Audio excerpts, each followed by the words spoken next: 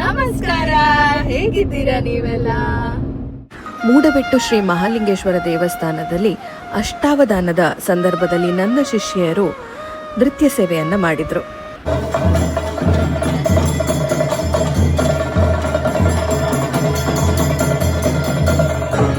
ನಮಃ ಶಿವಾಯ,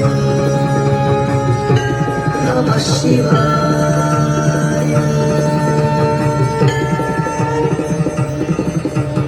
ಸಾರಿಗ ಮಗರಿ ಸತ್ತವಾರಿ ಸವಿ ಪಗತಿ ಸಾರಿ ತ್ರಿಗಾರಿ ಸತ್ತಾವಿ ಭಕ್ತಿ ಪಗತಿ ಪಗತಿ ಅತ್ತತ